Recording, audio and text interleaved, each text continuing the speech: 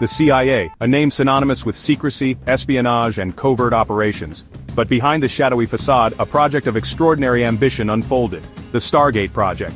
This top-secret initiative, hidden from public view for decades, delved into the world of psychic phenomena and the potential of human consciousness as a tool for espionage. The goal was ambitious, to train individuals with exceptional psychic abilities. Individuals who could become remote viewers, capable of perceiving people, places, and events far beyond the reach of conventional intelligence-gathering methods. The Stargate Project was born out of the Cold War, a time of intense paranoia and a race for any advantage against the Soviet Union. The possibility of peering behind the Iron Curtain, accessing classified documents, or even influencing the thoughts of enemy agents, held an undeniable allure. The CIA, always at the forefront of exploring unconventional approaches, invested significant resources in this quest to harness the power of the human mind. The project's existence remained shrouded in secrecy for years. It was a world of hushed whispers, classified documents, and experiments conducted in secure facilities, far from the public eye. Those who knew of its existence understood the stakes were high. This was not just about winning the Cold War, it was about exploring the very limits of human potential and unlocking the secrets of consciousness itself. The story of the Stargate Project is a journey into the unknown, a testament to the human desire to transcend the boundaries of the physical world and explore the uncharted territories of the mind. It is a story filled with intrigue, controversy, and the tantalizing possibility that we possess abilities far beyond our current understanding. At the heart of the Stargate Project lay the concept of remote viewing, the purported ability of certain individuals to perceive distant or hidden targets using only their minds. These psychic spies, often referred to as remote viewers, claim to be able to project their consciousness across vast distances, transcending the limitations of time and space. Imagine, if you will, the ability to sit in a secure location, close your eyes, and be transported to a distant land. You could observe enemy troop movements, infiltrate secret meetings, or even witness events unfolding thousands of miles away, all without ever leaving the room. This was the tantalizing promise of remote viewing, a concept that seemed to defy the laws of physics and challenge our very understanding of reality. The CIA recruited individuals believed to possess these extraordinary abilities. These recruits came from all walks of life, from military personnel with a history of psychic experiences, to ordinary citizens who discovered their unique gifts through chance or personal exploration. They were subjected to rigorous testing and training, honing their abilities in controlled environments designed to eliminate any possibility of fraud or deception. The remote viewers were tasked with a variety of missions, from locating hidden objects to gathering intelligence on foreign governments and individuals.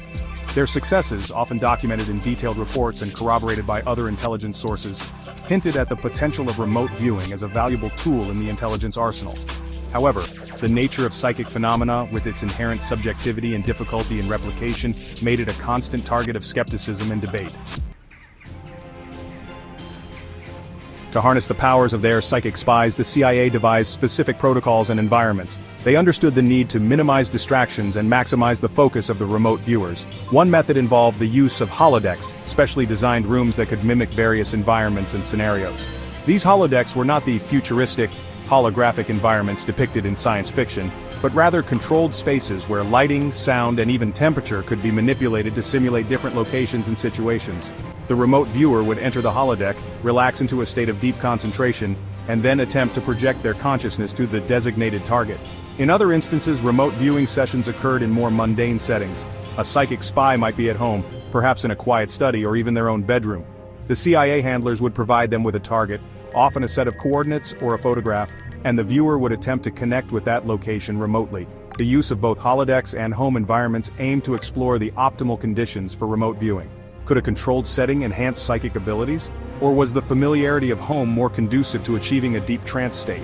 These were just some of the questions the Stargate Project sought to answer. Regardless of the setting, the remote viewers followed strict protocols. They would often record their impressions verbally, describing the sights, sounds, and even smells they perceived at the target location. These sessions were typically recorded, providing valuable data for analysis and evaluation. The CIA hoped to identify patterns, confirm successes, and better understand the mechanics of remote viewing itself. Like any ambitious endeavor, the Stargate Project needed strong leadership and a dedicated team. At the helm stood Lieutenant Frederick Holmes "Skip" Atwater, a figure who would become synonymous with the project and its pursuit of psychic espionage. Atwater, a decorated military officer with a background in intelligence and special operations, brought a unique blend of pragmatism and open-mindedness to the project. He understood the skepticism surrounding psychic phenomena but also recognized the potential value of exploring unconventional approaches to intelligence gathering. Under Atwater's guidance, a small but dedicated team of scientists, intelligence analysts, and psychic practitioners came together to form the core of the Stargate project.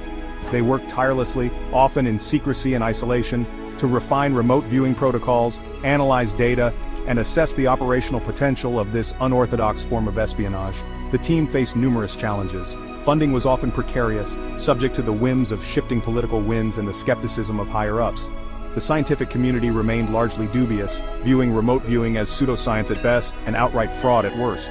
Yet the Stargate team persisted, driven by a belief in the potential of their work and the importance of exploring every avenue in the pursuit of national security. Atwater and his team understood the need for rigorous methodology and objective analysis.